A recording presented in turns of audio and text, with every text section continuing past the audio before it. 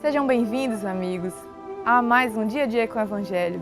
Hoje iniciamos as discussões do item Desprendimento dos Bens Terrenos, continuando os estudos do capítulo 16. Venho, meus irmãos, meus amigos, trazer-vos o meu óbolo, a fim de vos ajudar a avançar desassombradamente pela senda do aperfeiçoamento em que entrastes. Nós nos devemos uns aos outros.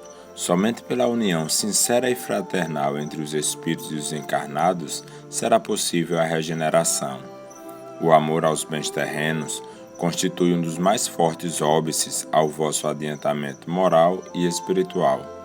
Pelo apego à posse de tais bens, destruís as vossas faculdades de amar, com as aplicardes todas as coisas materiais. Sede sinceros. Proporciona a riqueza uma felicidade sem mescla? Quando tendes cheios os cofres, não há sempre um vazio no vosso coração? No fundo desta cesta de flores, não há sempre oculto um réptil? Compreendo a satisfação, bem justa, aliás, que experimenta o homem que, por meio de trabalho honrado e assíduo, ganhou uma fortuna. Mas dessa satisfação, muito natural e que Deus aprova, há um apego que absorve todos os outros sentimentos e paralisa os impulsos do coração, vai grande distância, tão grande quanto a que separa da prodigalidade exagerada a sorte da avareza, dois vícios entre os quais colocou Deus a caridade, santa e salutar virtude que ensina o rico a dar sem ostentação, para que o pobre receba sem baixeza. Quer a fortuna vos tenha vindo da vossa família, quer a tenhais ganho com o vosso trabalho, há uma coisa que não deveis esquecer nunca, é que tudo promana de Deus, tudo retorna a Deus. Nada vos pertence na terra, nem sequer o vosso pobre corpo. A morte vos despoja dele, como de todos os bens materiais. Sois depositários e não proprietários, não vos iludais. Deus vos emprestou, tendes de lhes restituir, e ele empresta sob a condição de que o supérfluo, pelo menos, caiba aos que carecem do necessário. Um dos vossos amigos vos empresta certa quantia. Por pouco honesto que sejais, fazeis questão de lhe restituirdes escrupulosamente, e lhe ficais agradecido. Pois bem, essa é a posição de todo homem rico.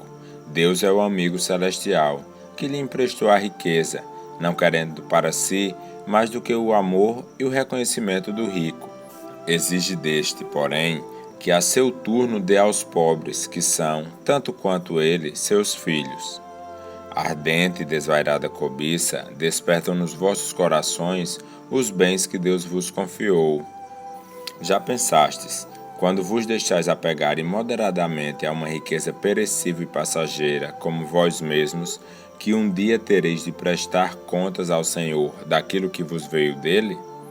Ouvidais que, pela riqueza, vos revestistes do caráter sagrado de ministros da caridade na terra, para serdes da aludida riqueza dispensadores inteligentes? Portanto, quando somente em vosso proveito usais do que vos confiou, que sois, senão depositários infiéis? Que resulta desse esquecimento voluntário dos vossos deveres? A morte, inflexível, inexorável, rasga o véu sob que vos ocultáveis e vos força a prestar contas ao amigo que vos favorecera e que nesse momento enverga diante de vós a toga de juiz.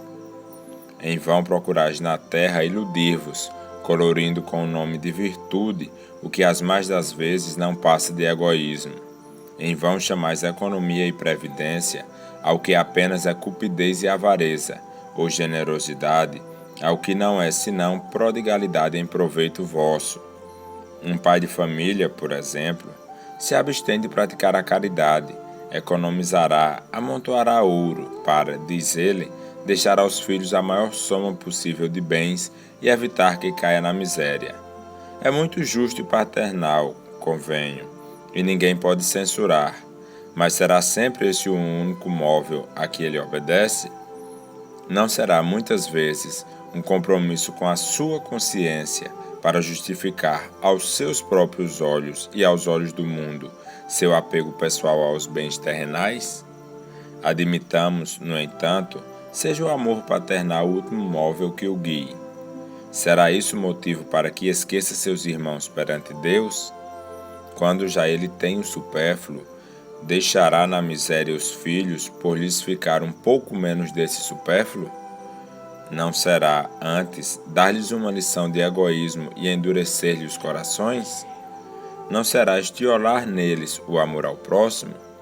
Pais e mães, laborais em grande erro, se credes que, desse modo, granjeais maior afeição dos vossos filhos, ensinando-lhes a ser egoístas para com os outros, ensinar-lhes a sê-lo para com vós mesmos. A um homem que muito haja trabalhado e que com o suor de seu rosto acumulou bens, é comum ouvir-lhes dizer que, quando o dinheiro é ganho, melhor se lhe conhece o valor. Nada mais exato. Pois bem, pratique a caridade dentro das suas possibilidades. Esse homem que declara conhecer todo o valor do dinheiro, e maior será o seu merecimento do que o daquele que, nascido na abundância, ignora as rudes fadigas do trabalho. Mas também, se esse homem, que se recorda dos seus penares, dos seus esforços, for egoísta, impiedoso para com os pobres, bem mais culpado se tornará do que o outro, pois quanto melhor cada um conhece por si mesmo as dores ocultas da miséria, tanto mais propenso deve sentir-se em aliviá-la nos outros. Vamos estudando no nosso dia a dia e aprendendo que somos espíritos e assim precisamos cultuar os nossos bens, as nossas riquezas, os nossos tesouros, aonde a traça não corrói, aonde o ladrão não rouba, como disse Jesus. Então, os bens terrenos estão aqui para nos servir nas nossas necessidades. Não devemos estar presos, de estar apegados a fortunas, a riquezas, a aquilo que seja supérfluo. Temos que nos educar para o necessário, tendo a convivência comum entre os irmãos, sabendo perceber as necessidades, aqueles que têm mais poder ajudar os que têm menos e assim ir praticando o que Jesus nos ensinou. No mundo espiritual é onde devemos amealhar os tesouros, é onde devemos juntar as nossas riquezas.